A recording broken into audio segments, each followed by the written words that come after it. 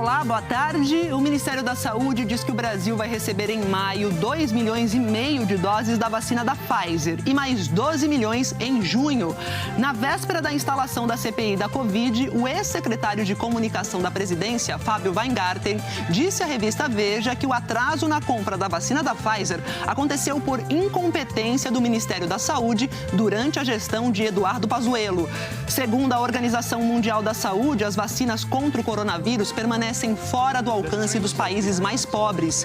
Rio e São Paulo avançam nas medidas de flexibilização, enquanto cientistas alertam que o Brasil passa por uma estabilidade, mas num patamar alto no número de casos e mortes por Covid.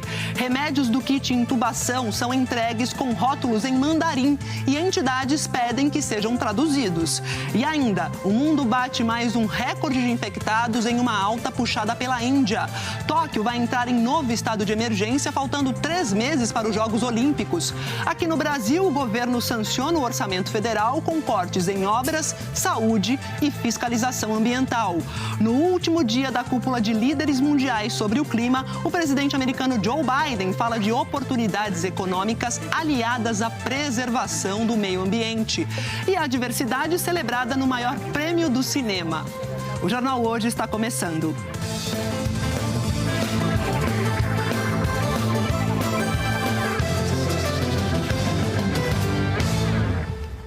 Há 3 semanas, desde o começo de abril, o Brasil apresenta estabilidade no número de casos e de mortes por Covid. Até poderia parecer uma boa notícia, mas é uma estabilidade em níveis muito altos, longe aí da tranquilidade. O número de casos não aumenta tanto, mas também não diminui. É o chamado platô, você se lembra desse nome? Pelo qual o país já passou no ano passado. Só que agora, 3 vezes pior. Como tantos brasileiros, Ayrton foi atingido duramente pela pandemia. Primeiro ficou sem trabalho como engenheiro, virou motorista de aplicativo e sempre preocupado com os pais, idosos. Os meus pais moram no litoral, em São Vicente, né? E eu moro aqui em São Caetano do Sul. Quando teve o início da pandemia, a gente praticamente não permitia que eles saíssem de casa. O esforço da família do Ayrton e de muita gente ajudou o Brasil a diminuir a primeira onda da pandemia no país. Mas mesmo assim, de maio a agosto, o gráfico de mortes diárias por Covid-19 ficou em um platô com média de 1.000 óbitos por dia. Essas fotos são de brasileiros que perderam a vida para a doença. Pessoas que, para o especialista em microbiologia, Átila Yamarino, poderiam ter sido salvas se o governo federal tivesse agido. Foram uma série de atitudes e ações, inclusive de tomadas de decisão conscientes, de não aprovar projetos de lei que pedem para as pessoas usar máscaras, de não aprovar um auxílio emergencial que durasse mais tempo ou tivesse um valor maior, o que viabilizaria as pessoas ficarem em casa. Avisos não faltaram.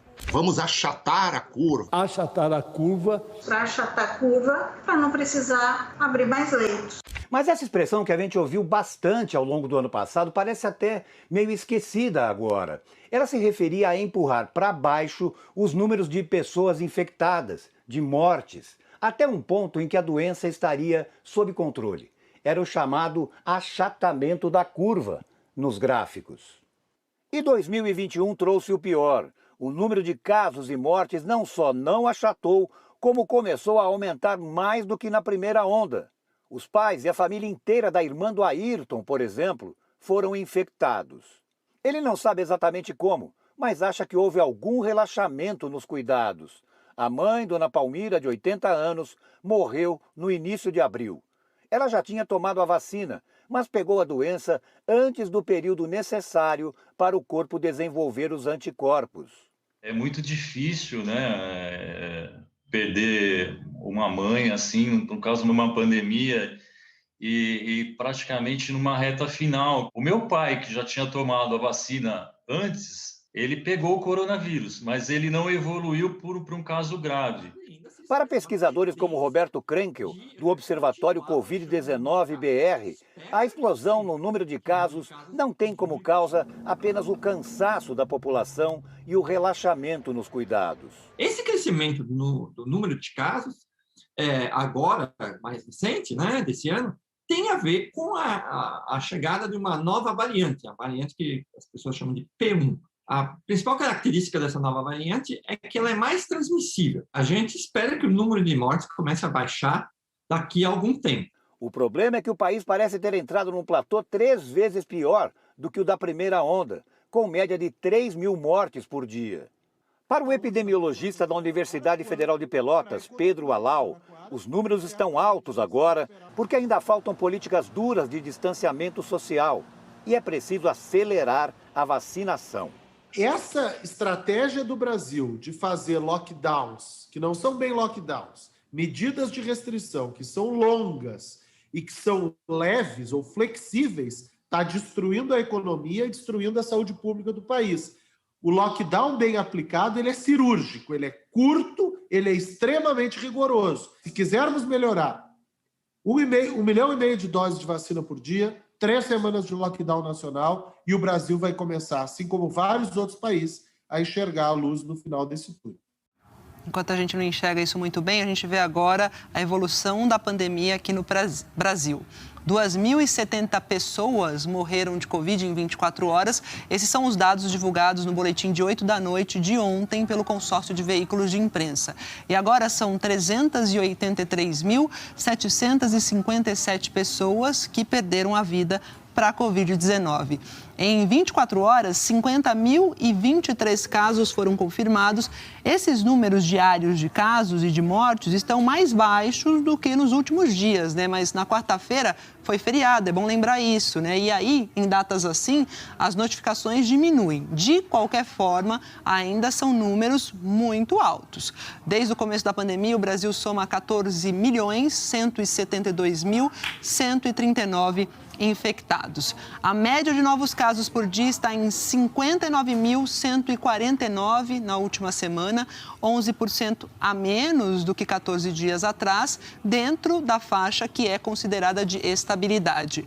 Média de mortes está em 2.543 óbitos por dia, queda aqui de 13%, também dentro do limite da chamada estabilidade. Agora a situação dos estados aqui no nosso mapa. Em vermelho estão os 2 estados que tiveram alta na média de mortes, Pará com 60% e Acre com 39%. A última vez que o Brasil teve apenas 2 estados com alta foi no dia 3 de novembro. De lá para cá, o número sempre foi maior. O feriado de quarta-feira também pode ter influenciado esse resultado aqui. Em amarelo, que indica a estabilidade, são 11 estados e em azul, com queda na média móvel de mortes, 3 estados e o Distrito Federal. Maiores reduções foram lá no Paraná, com 40% de queda, e no Rio Grande do Sul, com 38%. A gente está vendo, né, que a gente ainda tem uma estabilidade num patamar alto, não é tranquilidade. Mesmo assim, algumas prefeituras vão flexibilizando. A Prefeitura do Rio, por exemplo, flexibilizou as medidas de restrição contra a Covid e as praias da capital vão ser liberadas para os banhistas.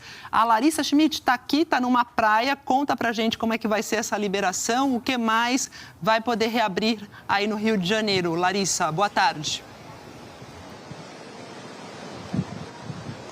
Oi, Maju, boa tarde para você, boa tarde a todos. É uma linda sexta-feira de sol aqui no Rio de Janeiro, mas com muito vento, como vocês devem estar percebendo, mar agitado e gente na praia. Não muita, mas tem, o que por enquanto ainda está proibido. Mas a novidade é essa, Maju. As praias do Rio, que estão com acesso fechado desde o dia 20 de março, vão ser reabertas, tanto para o banho de mar como para permanência na areia, mas apenas nos dias úteis, o que também vale para parques e cachoeiras. A nova regra passa a valer a partir de amanhã.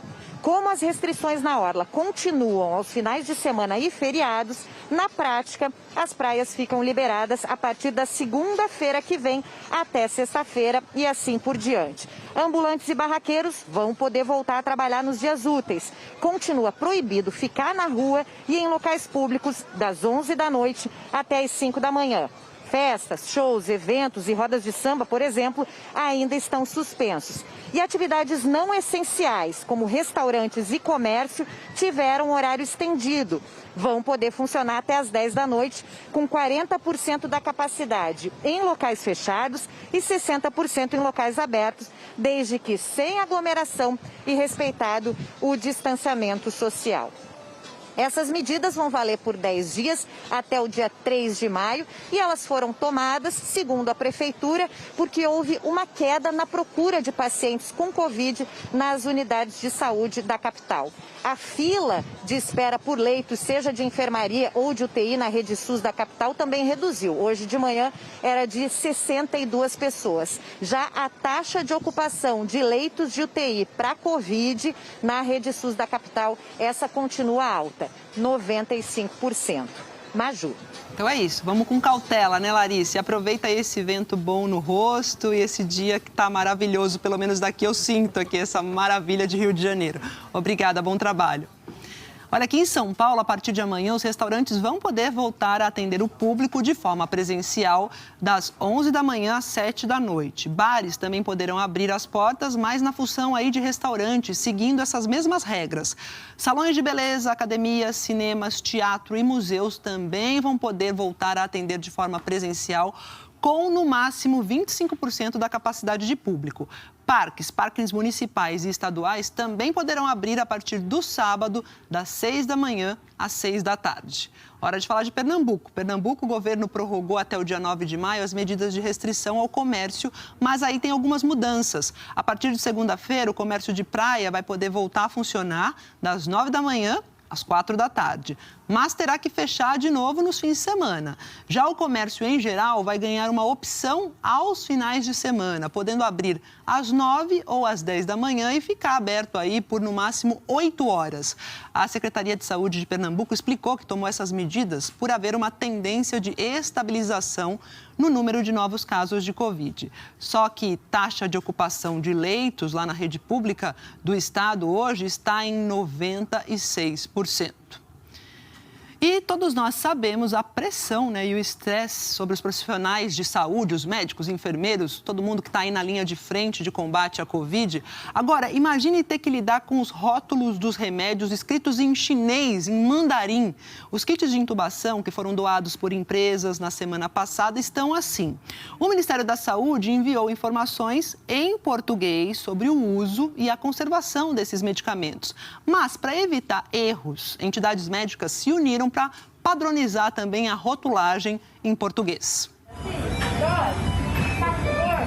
Na rotina nada tranquila, nas UTIs cheias, Brasil afora, médicos e enfermeiros estão enfrentando um novo desafio nos últimos dias: decifrar o que está escrito em mandarim no rótulo de remédios usados o tempo todo nas unidades de terapia intensiva. Confundir essa ampola com essa outra pode fazer um paciente receber um analgésico no lugar do sedativo.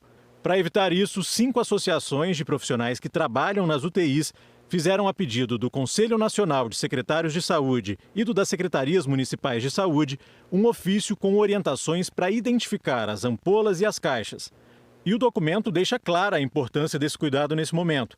A presente situação de superlotação das unidades de terapia intensiva e a consequente sobrecarga de trabalho dos profissionais de saúde predispõe à ocorrência de eventos adversos por erro de medicação. Considerando os medicamentos doados e com rotulagem em mandarim, os cuidados com a segurança devem ser redobrados. Esses medicamentos são aqueles doados na semana passada por 6 empresas brasileiras para o Ministério da Saúde. Foram 2.300.000 ampolas de analgésicos, sedativos e bloqueadores, do chamado kit intubação. 230 hospitais do estado de São Paulo receberam medicamentos dessa doação. Um deles foi a Santa Casa, aqui da capital paulista, para onde vieram cerca de 5.500 ampolas.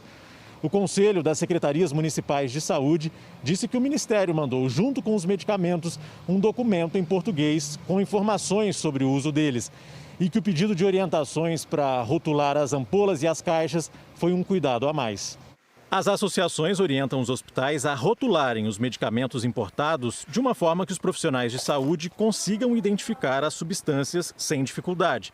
Para a caixa e a ampola do midazolam, eles indicam esses modelos de etiqueta. Se não der, eles recomendam embalar a ampola em saco plástico e fixar a etiqueta nele. A sugestão se repete em outros medicamentos, como a fentanila, que é um analgésico, o propofol, um outro sedativo, e o cisatracúrio, um bloqueador muscular. Alguns até vieram com um princípio ativo escrito em inglês.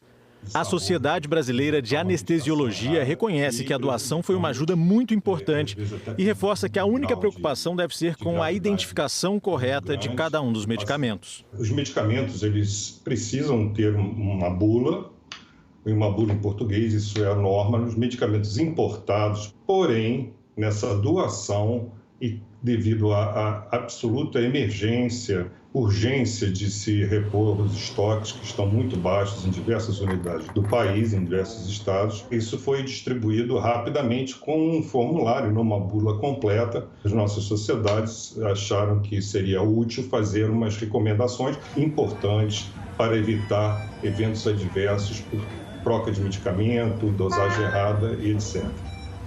O Ministério da Saúde disse que, pela urgência, as informações de uso e conservação dos medicamentos de intubação doados foram encaminhadas ao Conselho Nacional de Secretários de Saúde e ao Conselho Nacional de Secretarias Municipais de Saúde, que são os responsáveis pela divulgação para os gestores locais.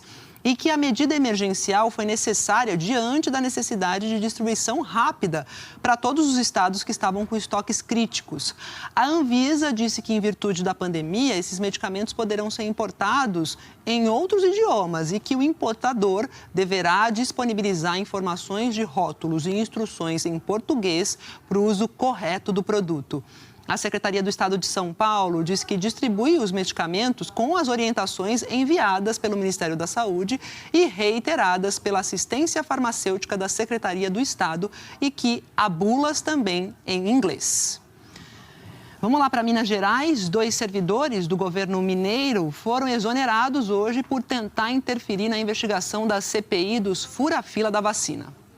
A conversa gravada na semana passada mostra, segundo integrantes da CPI dos fura-filas da Assembleia de Minas, uma tentativa de interferência nas investigações tramada por funcionários influentes do governo de Minas. O chefe de gabinete da Secretaria Estadual de Saúde, João Pinho, e o assessor-chefe de comunicação, Everton Souza, orientam 2 subordinados que estavam trabalhando em casa e que receberam a vacina contra a Covid a retornar ao trabalho presencial para evitar possíveis punições. Eu tenho muito medo de vocês serem expostos por causa disso, sabe? Então, meu conselho seria que vocês passassem a vir pelo menos 4 vezes, porque a gente ainda pode mudar esse discurso, dizendo que depois da 2ª dose a gente está se organizando para que vocês passem a vir presencialmente. Eu, ao pé do documento, fico acordado que vocês fazem o regime presencial e aí vocês têm que se comprometer. Se chegar na semana que vem, vocês continuarem mantendo o serviço de teletrabalho, é um risco que vocês vão estar correndo. A orientação foi dada depois que o Ministério Público de Minas pediu a lista de todos os servidores vacinados pelos critérios de prioridade que estão trabalhando presencialmente e também daqueles que estão em casa, de home office.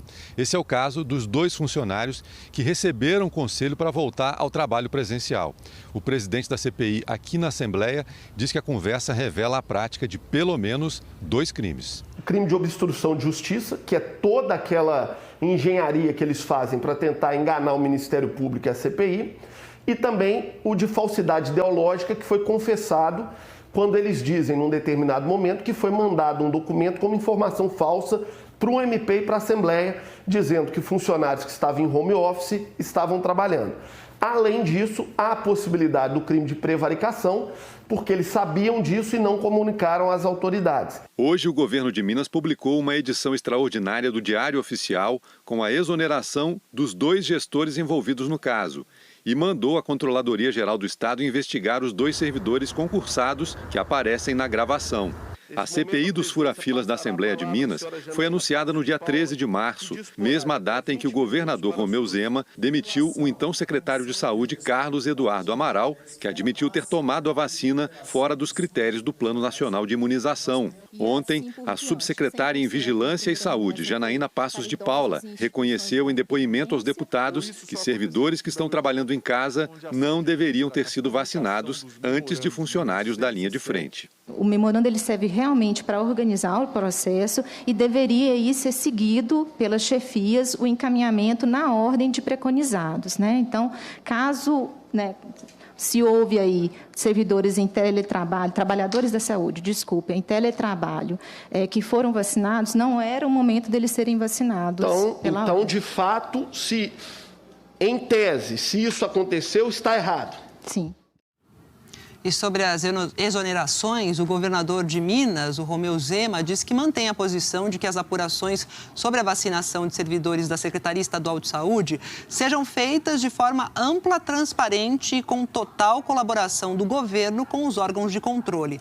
Nós procuramos também os servidores exonerados hoje, o João Pinho e o Everton Souza, mas eles não quiseram falar sobre esse assunto. Ainda em BH, em Belo Horizonte, a Polícia Federal informou que vai pedir à Justiça a prorrogação do prazo para concluir as investigações daquele caso da vacinação clandestina. Lembra? Aquela feita por uma mulher que se passava por enfermeira. Carlos Eduardo Alvim conta pra gente como é que fica então esse prazo estendido. Vai até quando agora, Carlos? Boa tarde. Ei, Maju, boa tarde para você também, boa tarde para todo mundo que nos acompanha. Normalmente esse prazo é estendido por mais 90 dias, mas o delegado que é responsável pelas investigações diz que não precisa desse tempo todo não. Mais um mês de trabalho é suficiente para concluir o inquérito. O pedido vai ser encaminhado à Justiça na próxima segunda-feira. Enquanto isso, aqui na sede da Polícia Federal, os agentes continuam ouvindo as testemunhas e pessoas que foram vacinadas. Ao todo, mais de 50 pessoas já prestaram depoimento. Entre elas, os empresários, donos da garagem onde foi feita a vacinação, que alegam ter caído em um golpe, e o ex-senador Clésio Andrade, que acompanhou parentes durante a vacinação. O político nega ter recebido a vacina. A gente lembra que hoje completa um mês que o caso ganhou repercussão e passou a ser investigado. Uma vizinha da garagem fez um vídeo da vacinação e foi a partir dessas imagens que a Polícia Federal chegou até Cláudia Mônica Pinheiro Torres de Freitas, que se passava por enfermeira e negociava a venda das vacinas por R$600. A polícia acredita que pelo menos 2.000 pessoas caíram no golpe, mas não só aqui em Minas Gerais, também em outros estados. Cláudia Pinheiro chegou a ficar presa por 5 dias, mas conseguiu na justiça um habeas corpus. O filho dela e o genro também prestaram depoimento e são apontados como ajudantes desse esquema. Eles podem responder pelos crimes de falsificação, corrupção e adulteração de produto médico. As penas previstas para esses crimes aí podem ser de até 15 anos de prisão. A defesa de Cláudia Pinheiro e da família informou que só vai se manifestar depois que o inquérito for concluído. A gente volta com você, Maju. Obrigada, Carlos. Fala agora das vacinas que seguem o caminho legal, normal, passam pelo Plano Nacional de Imunização, Coronavac e AstraZeneca. Aqui no telão, a gente traz para vocês os números da vacinação aqui no país, levantados pelos consórcio de veículos de imprensa. 421.921 pessoas receberam a primeira dose em 24 horas. Com isso, o Brasil chegou a 27.945.152 pessoas vacinadas com essa primeira dose. E isso aí está equivalendo a 13,20% da população brasileira. 11.338.366 pessoas já foram imunizadas com as 2 doses da vacina. Isso corresponde aqui a 5,35% da população com a dose de reforço. 21 estados e o Distrito Federal atualizaram os dados da vacinação até a divulgação desse balanço. Os estados que aparecem em azul mais escuro aqui são os que têm o maior percentual da população vacinada com a primeira dose. Até agora, são 5 eles: Rio Grande do Sul, Mato Grosso do Sul, Bahia, Espírito Santo e Paraíba. Mais detalhes sobre a situação do seu estado você confere em g1.com.br/coronavírus. Vamos falar das doses pelo mundo. 900 milhões de doses de vacinas contra a Covid foram administradas no mundo, só que 80% delas foram para países de renda alta ou média, segundo a Organização Mundial da Saúde. Está desigual. Essa informação foi divulgada no dia em que o consórcio COVAX, que foi criado para garantir uma distribuição igualitária das vacinas, está completando 1 ano. Esse assunto é o que eu vou tratar aqui com o Leonardo Monteiro. Léo, a OMS sempre diz, eu sempre repito aqui, né? Vacina é bem público, mas está desigual essa distribuição, né? Boa tarde. Pois é, Maju, boa tarde para você, boa tarde a todos. Nesse 1 ano do consórcio COVAX, a OMS concluiu, infelizmente, que as vacinas contra a Covid permanecem fora de alcance dos mais pobres. Os países de baixa renda receberam apenas 0,3% das doses até agora. Enquanto isso, Maju, como você disse, os países mais ricos receberam mais de 80% das vacinas já produzidas no mundo. E com esse cenário, o diretor-geral da OMS, Tedros Adhanom, voltou a pedir que os países mais ricos compartilhem as doses em excesso para ajudar a vacinar principalmente profissionais de saúde do mundo todo. O consórcio COVAX já enviou 40 milhões de doses de vacinas para 118 países e pretende garantir 2 bilhões de doses até o fim deste ano. Durante a reunião de hoje, a União Europeia se comprometeu a dobrar a contribuição para o acelerador de acesso a tecnologias da Covid-19, do qual o COVAX faz parte.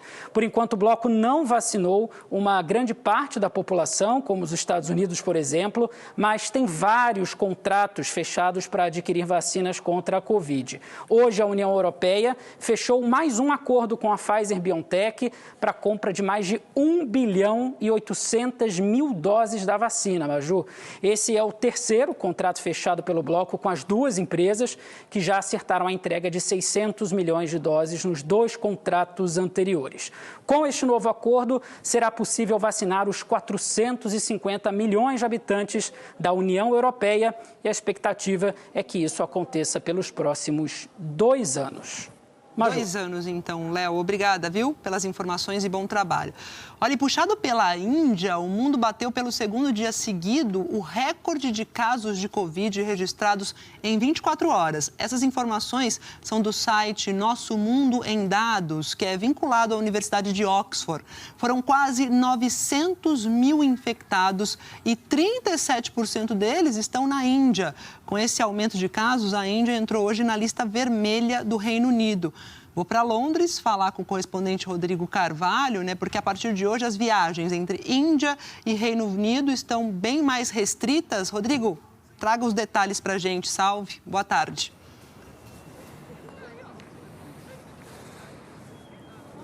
Salve, Maju. Boa tarde para você, todo mundo que assiste ao JH. Agora só pode entrar aqui no Reino Unido, vindo da Índia, quem é britânico ou residente. Os outros vão ser barrados. Agora, mesmo para britânicos e residentes, vai ter mais restrição. Vão ter que ficar 10 dias de quarentena obrigatória no hotel indicado pelo governo. E é o próprio passageiro que paga a estadia, equivalente a R$ 13.500. É a Índia entrando na lista vermelha do governo britânico, da qual o Brasil faz parte há algum tempo já. A Suprema Corte da Índia definiu a situação por lá como emergência nacional, o caos que a nova onda de infecções está provocando no país. É recorde atrás de recorde. Os crematórios ao ar livre, muito comuns na Índia, são sempre um termômetro e nunca trabalharam tanto nessa pandemia. Especialistas falam que as autoridades não souberam comunicar que uma segunda onda podia surgir, que governo e povo relaxaram antes da hora. Os hospitais, principalmente no norte, estão sobrecarregados, faltam leitos, oxigênio. É uma situação de colapso. Como se não bastasse, hoje um hospital no oeste do país pegou fogo. 14 mortes foram confirmadas até agora. A esperança por lá, claro, é a vacina. Recentemente a Índia restringiu a exportação de imunizantes e acelerou a própria campanha. A partir do dia 1º de maio, todo mundo lá com mais de 18 anos vai poder ser vacinado. Agora, num país, Maju, com quase 1 bilhão e 500 milhões de habitantes, o caminho é sempre especialmente longo, né? Mais longo, é isso. É muita gente, né, Rodrigo? Valeu. Bom dia para você. O Japão anunciou um novo estado de emergência em 4 regiões do país, incluindo a capital Tóquio. Essa aí é mais uma tentativa de controlar o avanço do coronavírus. O anúncio de um novo estado de emergência, o terceiro em 1 ano, veio no dia em que faltam exatamente 3 meses para a abertura dos Jogos Olímpicos. Além de Tóquio, as regiões de Osaka, Kyoto e Hyogo, as que mais vêm registrando aumento de casos de Covid, também adotam medidas mais rígidas a partir de domingo. Pressionado pelos governadores, o primeiro-ministro Yoshihide Suga concordou em endurecer algumas regras. Ao contrário do que aconteceu entre janeiro e março desse ano, dessa vez haverá fechamento do comércio em shoppings e lojas de departamentos. Restaurantes vão ter horário limitado de funcionamento e a venda de bebida alcoólica será suspensa em restaurantes e bares para reduzir a movimentação noturna, sobretudo de quem tem entre 20 e 30 anos, a faixa etária em que se concentra a maioria dos novos casos. Empresas vão continuar incentivando funcionários a trabalharem de casa. Eventos esportivos só podem acontecer sem a presença de público. O estado de emergência, a princípio, vai até o dia 11 de maio. O Ministério da Saúde monitora com preocupação o aumento no número de casos de pessoas contaminadas com variantes do coronavírus, especialmente a britânica, responsável por quase 80% das infecções em Osaka, onde já faltam leitos hospitalares. Pelo terceiro dia seguido, o Japão registrou mais de 5.000 novos casos hoje. Também pesou na decisão do governo o feriadão de quase uma semana entre o fim de abril e início de maio. O apelo é para que as pessoas não viajem. A principal empresa ferroviária do país vai reduzir em até 20% a oferta de trens de longa distância no período para inibir esses deslocamentos. Trens, metrô e ônibus urbanos farão o mesmo para diminuir a circulação de pessoas nas cidades. Fala agora do submarino desaparecido. No terceiro dia de buscas por esse submarino, a Marinha da Indonésia disse ter encontrado um objeto com alta força magnética flutuando a uma profundidade entre 50 e 100 metros.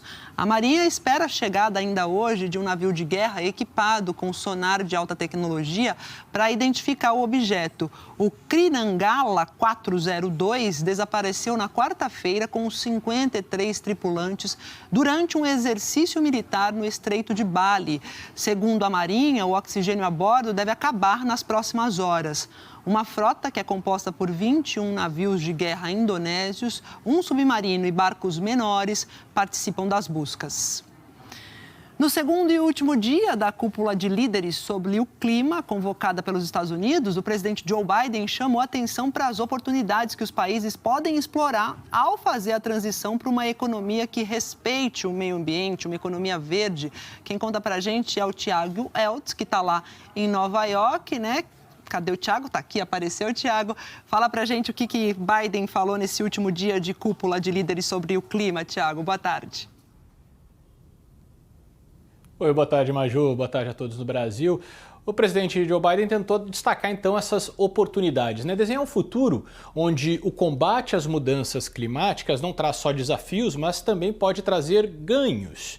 Ele deu destaque aos empregos que podem ser criados, milhões de empregos em áreas que, segundo Biden, a gente ainda nem conhece. Na lista de oportunidades, ele destacou o setor automobilístico, por exemplo, com os carros elétricos e todas as indústrias que giram em torno desse setor, né? Também a transformação da construção civil, o desenvolvimento de casas eficientes no consumo de energia, né? Construção de painéis solares, de turbinas eólicas. Para o presidente americano, esse encontro serviu para colocar os Estados Unidos de volta na liderança das discussões sobre o clima no mundo, revertendo aí, dando um giro de 180 graus na política do antecessor dele, Donald Trump. Agora o Biden comprometeu os Estados Unidos a reduzir as emissões de gases do efeito estufa pela metade até o fim dessa década. E ele foi seguido por outros países que também se comprometeram com reduções. Então hoje o Biden agradeceu Canadá, Japão e Índia pelas novas metas e citou o Brasil, dizendo: nós ouvimos novos anúncios encorajadores da Argentina, Brasil, África do Sul e Coreia do Sul. Na sessão virtual desse último dia do encontro, o Biden convocou outros países para unir esforços nessa transição, dizendo: nações que trabalham juntas para investir em uma economia mais limpa vão colher as recompensas para os seus cidadãos. Maju. É isso, Tiago. Biden agarrou com força aí a liderança dessa agenda ambiental, que foi deixada no vácuo pelo Trump. Obrigada. E na semana em que o mundo discute essas mudanças climáticas e a importância da preservação do meio ambiente, o Globo Repórter nos leva para uma aventura gelada no Nordeste americano. A neve fortalece nossos laços com a natureza e com os animais. O trenó de cachorros nos leva para uma viagem no tempo. Frio e velocidade, as trilhas de snowmobile, a moto da neve. Alpinistas enfrentam perigo para escalar as águas de uma cachoeira congelada. A montanha que desafia a previsão do tempo todos os dias. Pesquisadores seguem o rastro dos alces para fazer descobertas científicas. O brasileiro, campeão de jiu-jitsu, que enfrentou o frio e virou pescador de lagostas. A pesca no gelo e o lago congelado, que virou pista de corrida. É hoje no Globo Repórter. E ainda hoje, a diversidade celebrada no Oscar, o maior prêmio do cinema. E a seguir, o governo sanciona o orçamento federal com cortes em obras, saúde e fiscalização ambiental e sem recursos para realizar o censo do IBGE. E o ex-secretário de Comunicação da presidência afirma que o atraso na compra das vacinas da Pfizer aqui no Brasil é resultado da incompetência do Ministério da Saúde. Voltamos já já.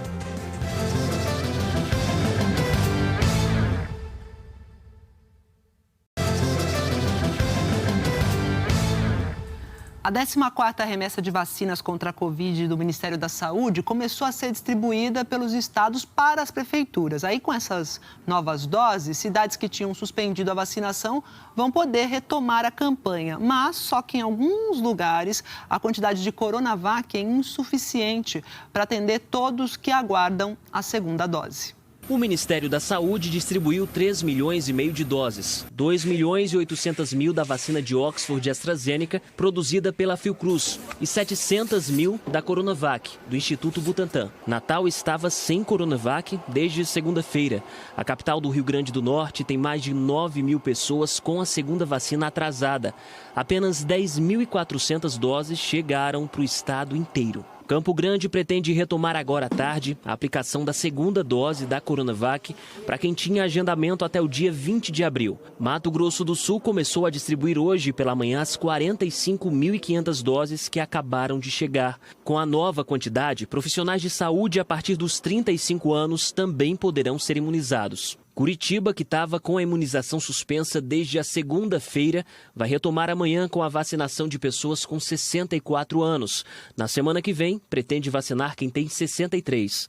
A prefeitura disse que com a chegada de mais doses, novos públicos serão contemplados. Na madrugada de hoje, 7.400 doses chegaram a Goiás. O carregamento foi conferido e já começou a ser encaminhado para os municípios. Goiânia está sem aplicar a primeira dose desde quarta-feira. A última faixa etária foi a de pessoas com mais de 60 anos. Na Paraíba, as 59.000 doses destinadas ao estado começaram a ser distribuídas hoje cedo para os municípios. João Pessoa recebeu hoje mais de 14.000 doses de vacinas contra a Covid, mas apenas 3.570 são da Coronavac, que é o tipo de imunizante mais necessário neste momento para vacinar aquelas pessoas que precisam da segunda dose. A vacinação aqui está suspensa desde a última quarta-feira e permanece assim. Os postos estão sem ninguém. 20.000 moradores de João Pessoa já deveriam ter tomado a segunda dose. Nós daremos prioridade às pessoas que se vacinaram antes de 16 de março. Estamos trabalhando com uma população de doses de 3.000 e esperamos rapidamente cumprir essa etapa com a chegada de mais vacinas. Esta semana, a Justiça Federal da Paraíba determinou que o estado precisa ser abastecido com quantidade suficiente de Coronavac para garantir a segunda dose no prazo certo. Estamos aguardando que seja cumprida essa demanda judicial que foi impetrado pelo Ministério Público Federal e Ministério Público Estadual, e aí sim nós teremos um maior número de paraibanos contemplados que já têm sua segunda dose vencida. Existe uma previsão de quando devem chegar? Acreditamos que num espaço de 3 dias nós tenhamos a chegada dessas doses. O Ministério da Saúde disse que os estados e o Distrito Federal recebem toda semana vacinas para aplicação da primeira e da segunda dose, de acordo com a estratégia que é definida em reuniões semanais entre União, estados e municípios. E que parte dessa última remessa, mais de 628.000 doses, é destinada à aplicação da segunda dose. O Instituto Butantan entregou hoje para a Anvisa o protocolo de estudo clínico da Butanvac, que é outra vacina contra a Covid que o Butantan pretende fabricar aqui no Brasil. Essa documentação estava faltando para que a agência reguladora pudesse analisar e autorizar o início do estudo. São informações como quantidade de pessoas envolvidas nos estudos, os locais em que o estudo vai ser feito. No final de março, o Butantan divulgou que pretendia iniciar os estudos com humanos ainda no mês de abril. O prazo de análise da Anvisa é de 72 horas. O Butantan já produz a vacina Coronavac do laboratório chinês Sinovac. E 1 milhão de doses da Pfizer vão chegar ao Brasil na próxima quinta-feira.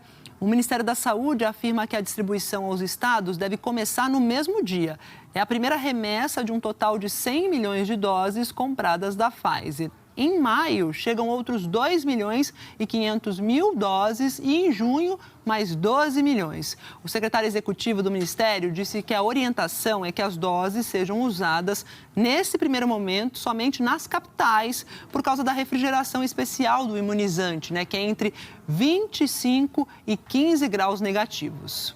A expectativa é chegue 29 no final do dia e no próprio dia 29 a gente já comece algumas primeiras remessas ou eventualmente no dia 30, depender da malha aérea disponível em Guarulhos. Mas a expectativa é distribuí-las ainda no mês de abril. Para o mês de maio, a gente continua contando somente com as capitais por conta da estrutura de refrigeração.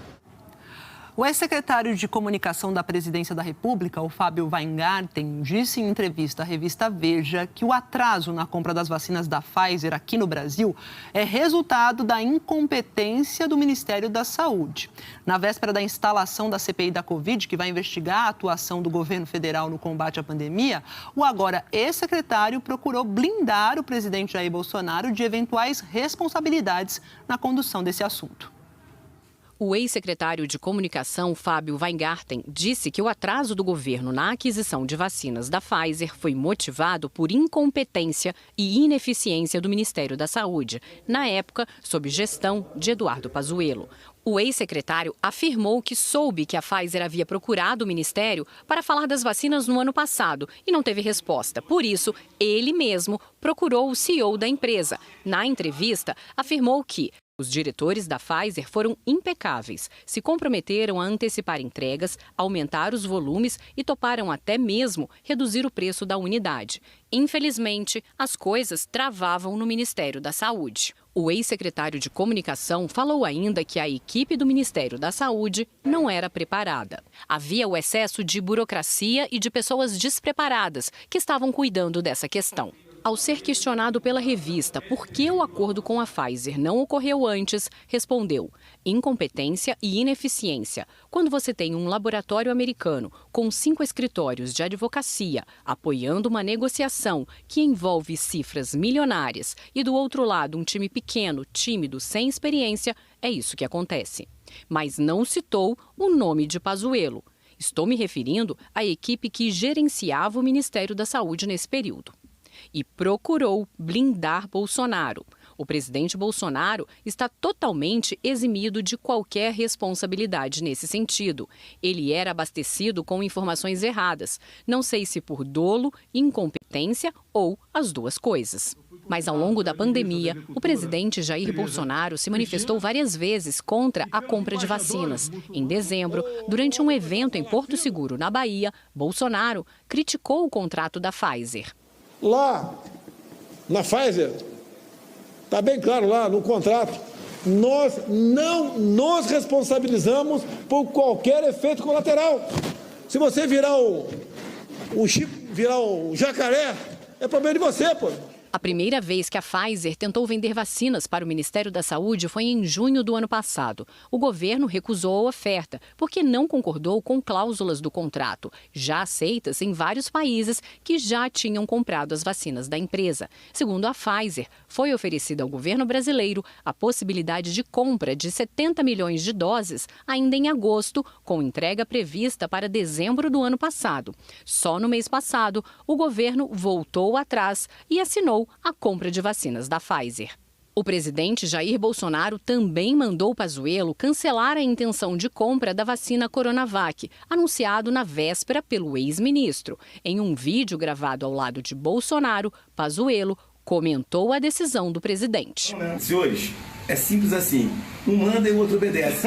Mas a gente tem um carinho, entendeu? Dá pra falar. A entrevista do ex-secretário de Comunicação do governo foi dada às vésperas da instalação da CPI da Covid, que vai investigar as ações e omissões do governo federal no combate à pandemia e também a gestão dos recursos federais repassados a estados e municípios. Um dos focos da CPI, que será instalada na próxima terça-feira, será justamente a compra de vacinas. Os senadores vão questionar o governo sobre a razão da demora em fechar contratos. Autoridades e ex-autoridades do governo federal serão chamadas para dar depoimentos. O ex-ministro Eduardo Pazuello é um dos principais alvos dos questionamentos. E na entrevista, o Fábio Weingarten disse ainda que, se necessário, ele pode ir para a CPI da Covid para prestar esclarecimentos. O presidente Jair Bolsonaro transferiu o ex-ministro da Saúde, Eduardo Pazuello, da 12ª Região Militar no Amazonas para um cargo na Secretaria-Geral do Exército. O que faz essa secretaria? Cabe a ela, entre outras funções, preparar as reuniões do alto comando do Exército, conduzir o processo de concessão de medalhas, regular o cerimonial militar e assessorar o comandante do Exército. Desde a saída do general do Ministério, há pouco mais de um mês, o Palácio do Planalto ainda não tinha definido o destino de Pazuello.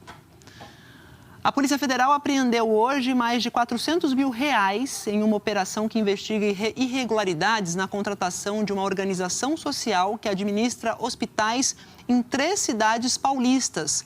O dinheiro estava em um prédio que já era alvo da investigação. São mais de R$460 mil. Ontem, os investigadores perceberam uma movimentação estranha na entrada do prédio de pessoas saindo com caixas. E hoje, com autorização judicial, eles entraram no imóvel. Foi mais uma etapa da Operação Contágio, que investiga desvio de recursos públicos na área da saúde em Embu das Artes, Hortolândia e Itapecerica da Serra, cidades que ficam aqui na região metropolitana de São Paulo. O Supremo Tribunal Federal formou maioria para manter a decisão que considerou o ex-juiz Sérgio Moro parcial ao julgar o ex-presidente Lula no caso do triplex no Guarujá. O julgamento foi suspenso e não tem data para ser retomado. As 4 ações contra o ex-presidente Lula na Lava Jato de Curitiba vão ser julgadas no Distrito Federal. A maioria dos ministros do STF confirmou que a segunda turma do Supremo poderia ter julgado recursos da defesa de Lula, entre eles a suspeição do ex-juiz Sérgio Moro no caso do triplex. O primeiro a votar foi o relator do habeas corpus da defesa do ex-presidente. O ministro Edson Fachin defendeu que a segunda turma não poderia ter julgado a parcialidade de Moro. Fachin argumentou que, se já estava decidido que Moro não tinha atribuição de julgar aquele caso, ele também não poderia ser considerado suspeito. Entendo que, como efeito da definição da incompetência do juiz de primeiro grau, que acaba de ser decidida e proclamada aqui no Supremo Tribunal Federal, fica esvaziada a aferição da imparcialidade subjetiva do magistrado investido de jurisdição no juízo declarado incompetente. O ministro Gilmar Mendes, presidente da segunda turma do STF, onde a suspeição de Moro foi julgada, votou em seguida e contrário ao Fachin.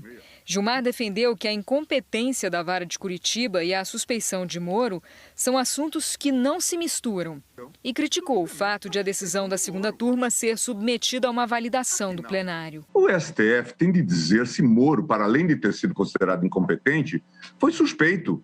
Isso não pode ser sonegado. Só não seria assim se Fachin tivesse anulado os 2 processos e tivesse determinado a expulsão das provas envenenadas por suspeição. Simples assim. Trata-se de caso com julgamento já iniciado e finalizado pela segunda turma. O plenário não pode tudo e não pode modificar a decisão proferida pela segunda turma. Não. Os ministros Nunes Marques e Alexandre de Moraes seguiram Gilmar Mendes e votaram para manter o julgamento da segunda turma.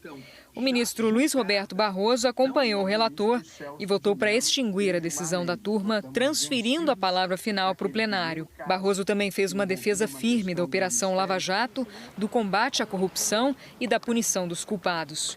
E lembrou que na Itália, onde houve o fracasso da chamada Operações Mãos Limpas, a corrupção se manteve. Quem acompanhou o que aconteceu na Itália conhece o filme da reação da corrupção.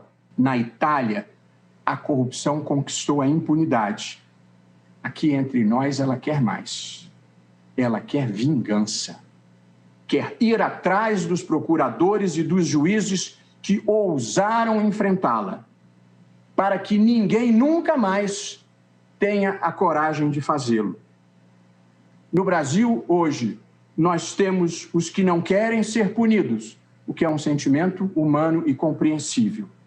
Mas temos um lote muito pior, presidente, que é o dos que não querem ficar honestos nem daqui para frente e gostariam que tudo continuasse como sempre foi. Na sequência, o presidente do STF, Luiz Fux, tentou suspender a sessão, mas parte dos ministros adiantou o voto. O ministro Ricardo Lewandowski foi o quarto a considerar que a segunda turma podia ter julgado a suspeição de Sérgio Moro e comentou o voto do colega, Luiz Roberto Barroso. Lewandowski disse que questionar a atuação da Operação Lava Jato não significa ser favorável à corrupção. Tenho certeza que todos nós aqui concordamos também que a corrupção é um mal a ser erradicado entre nós e de forma definitiva. A favor da suspeição do ex-juiz Sérgio Moro são coniventes com a corrupção. Absolutamente não. Quero dizer também, senhor presidente, que há avaliações diferentes com relação a esta Operação Lava Jato. Como se aqueles que estivessem contra o modus operandi, não é, da Lava Jato fossem favoráveis à corrupção. Também votaram para manter o julgamento da segunda turma os ministros Dias Toffoli, Carmen Lúcia e Rosa Weber. O resultado já estava em 7-2, favorável à segunda turma, quando o ministro Marco Aurélio pediu vista, interrompendo o julgamento.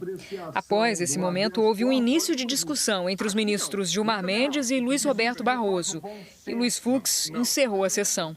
O julgamento não tem data para ser retomado. Se esse entendimento prevalecer no fim do julgamento, nenhuma prova ou depoimento da ação sobre o triplex do Guarujá vai poder ser aproveitado pela Justiça Federal aqui do Distrito Federal. E como já estava definido desde a semana passada, o ex-presidente Lula recupera o direito de se candidatar a um cargo eletivo.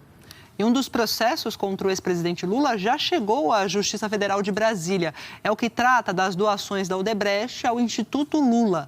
O juiz Ricardo Leite, que é o substituto na 10ª Vara Federal da Justiça Federal do DF, vai ser o responsável por avaliar os novos desdobramentos desse caso, se as provas serão ou não aproveitadas. Os outros processos ainda não foram enviados a Brasília e não necessariamente ficarão com esse mesmo juiz. E a seguir, tem muito, mas muito lixo mesmo nas praias do litoral sul do Rio Grande do Norte, 1,5 toneladas de sujeira. A previsão do tempo para todo o Brasil com a Eliana Marques e a entrega do Oscar neste domingo vai celebrar a diversidade. É já já.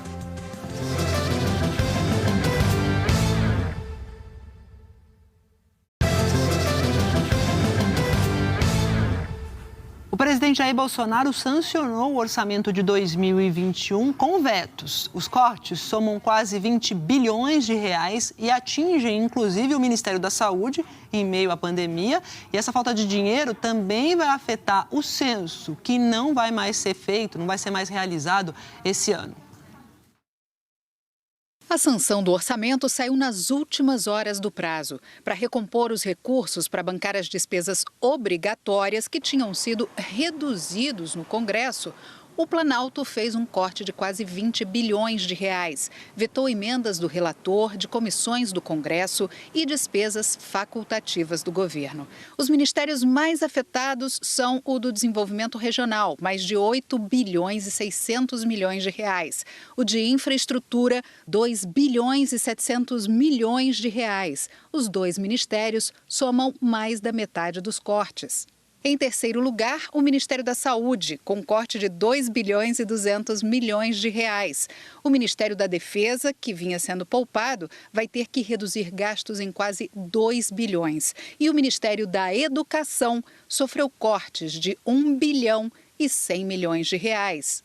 No Ministério da Saúde, houve cortes inclusive para ações relacionadas ao enfrentamento ao coronavírus, um total de 485 milhões de reais. O projeto de incremento para custeio para assistência hospitalar e ambulatorial foi cortado em 421 milhões. Na Fiocruz, 3 programas de pesquisa, desenvolvimento tecnológico e inovação em saúde sofreram redução de 10 milhões de reais. No Ministério da Educação, o Fundeb teve cortes nas ações de apoio e desenvolvimento e de infraestrutura para a educação básica em mais de 556 milhões de reais.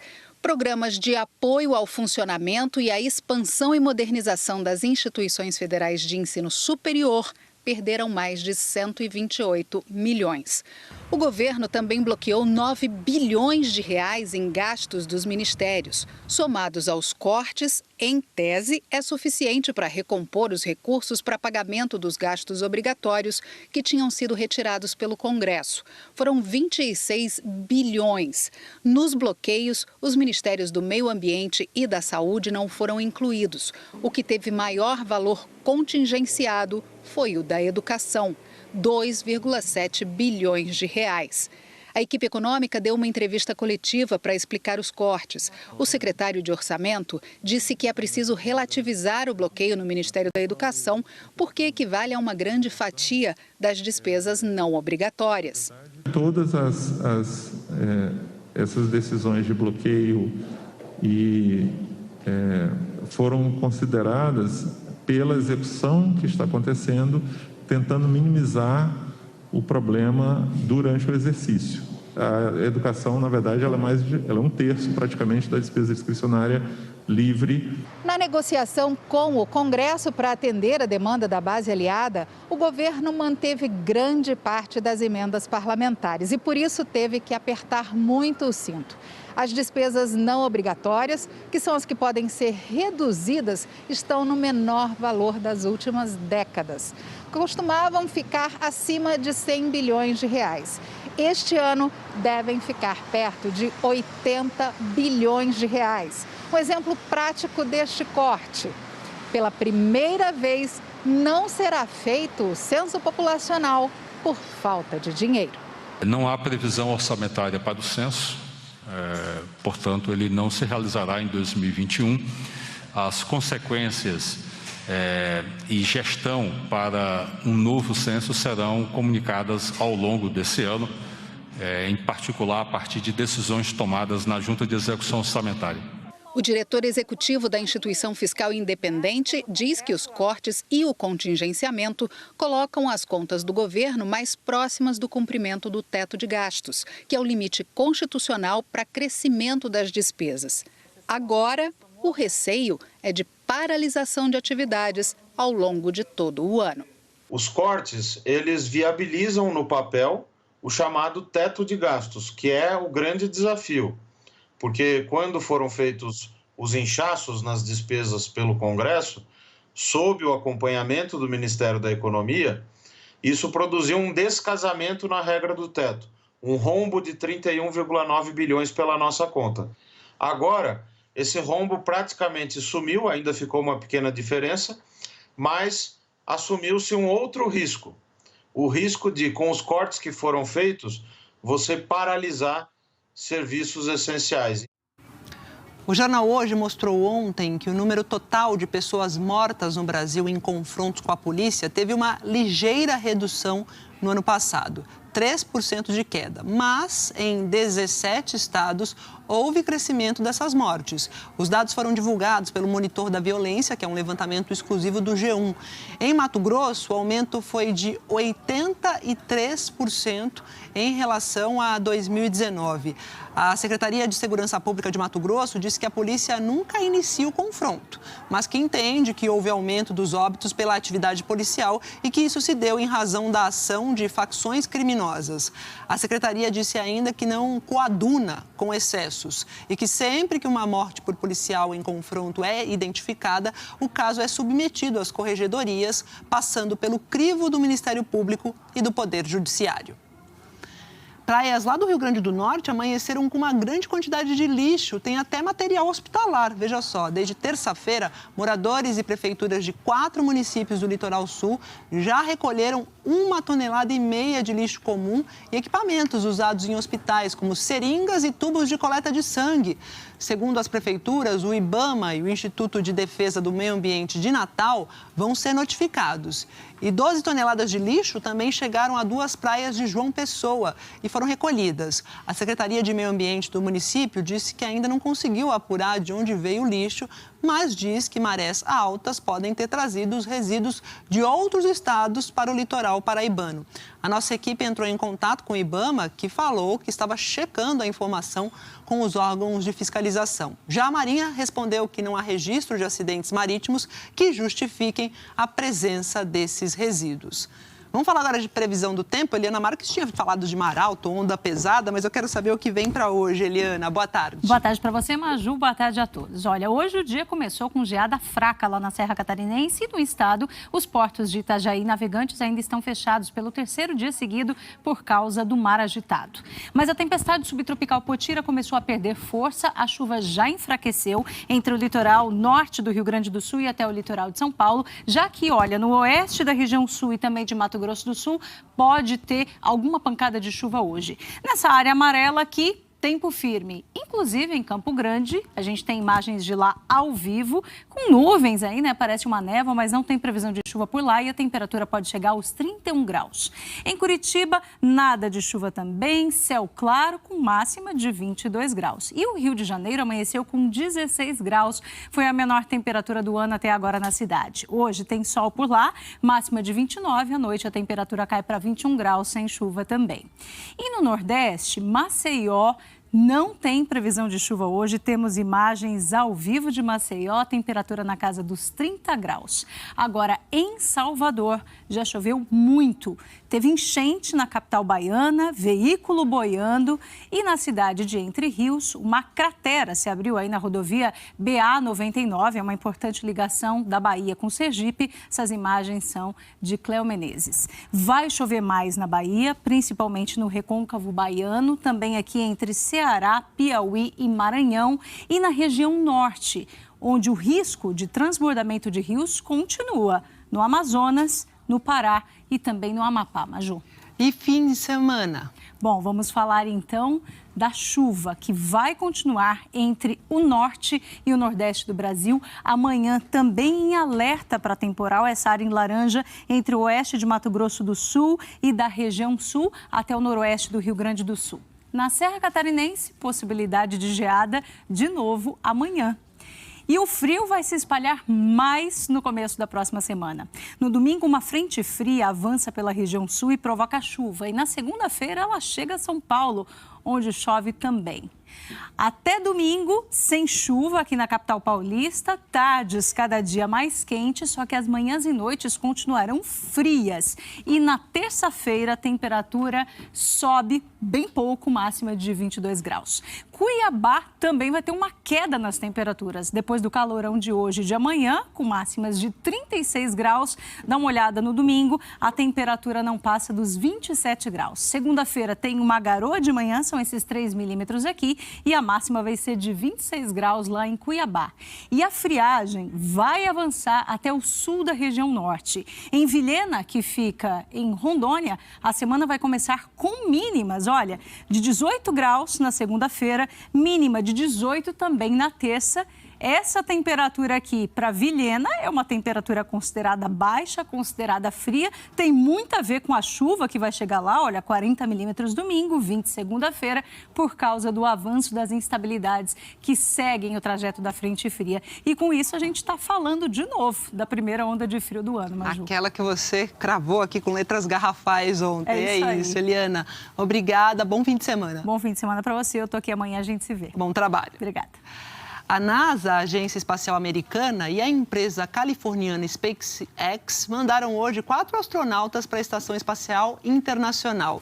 O lançamento do foguete Falcon 9 foi no Centro Espacial Kennedy, na Flórida, às 6h49 da manhã, no horário de Brasília. Uma parte do foguete, a cápsula Crew Dragon já tinham sido usados em voos anteriores. Os astronautas, 2 americanos, 1 japonês e 1 francês, devem chegar amanhã cedo à Estação Espacial Internacional para uma missão de 6 meses. Uma equipe de 4 astronautas que já está na estação deve voltar à Terra na semana que vem. E domingo, hein? Domingo tem Oscar, é dia do maior prêmio do cinema. E o Oscar neste ano, né? A gente vai ver muito mais diversidade, porque foram indicados ao prêmio mais negros, mais asiáticos e um número recorde de mulheres. Alienígena! Qual é a cara do Oscar? Ele tem um pouco a figura do super-herói, né? A brasileira Nábia B, que participou do filme Pantera Negra de 2018, estava falando do formato da estatueta. Mas sobre conteúdo, ela explica. O cinema é a classe artística mais capitalista, mais elitista que tem, né? Então, sendo essas duas coisas, historicamente, não é diversa, não é inclusiva. Mas, devido às discussões sobre raça, sobre gênero, sobre identidade, sobre decolonização estarem no centro, na superfície da nossa cultura, aos pouquinhos o Oscar está refletindo, mas eu acho que a gente tem um tanto a caminho a andar aí. A primeira edição do Oscar foi em 1929. Mas só em 1940, a primeira pessoa negra foi premiada. Hattie McDaniel, melhor atriz coadjuvante pela atuação em E o Vento Levou. Até hoje, apenas 19 atrizes ou atores negros ganharam a estatueta. Neste ano, entre os 20 indicados, 6 são negros. Viola Davis e Andra Day concorrem a melhor atriz. Daniel Kaluuya, Lakeith Stanfield e Leslie Odom Jr. a melhor ator coadjuvante. E Chadwick Boseman, que morreu no ano passado, recebeu a indicação póstuma de melhor ator.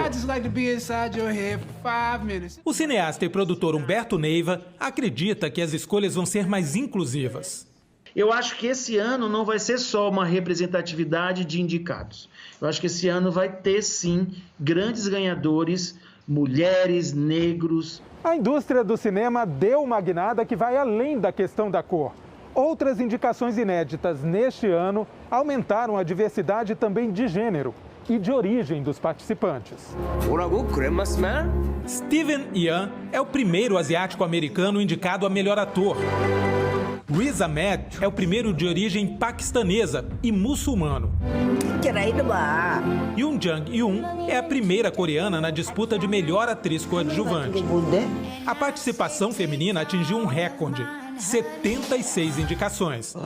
Parte das mudanças foi impulsionada pela campanha #OscarTãoBranco, criada pela ativista April Reign em 2015. A academia dobrou o número de pessoas negras e de mulheres, mas mesmo com esses números crescentes, ela ainda é predominantemente branca e masculina. Por isso, a disputa na categoria de melhor direção é uma das mais comemoradas. Pela primeira vez, há 2 mulheres, Emerald Fennell e Chloe Zhao. Se isso significar que mais pessoas como eu vão realizar seus sonhos, então estou muito grata.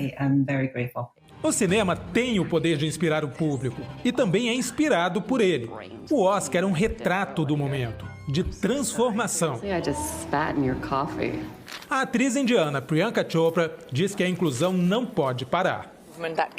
O entretenimento deve se parecer com o mundo.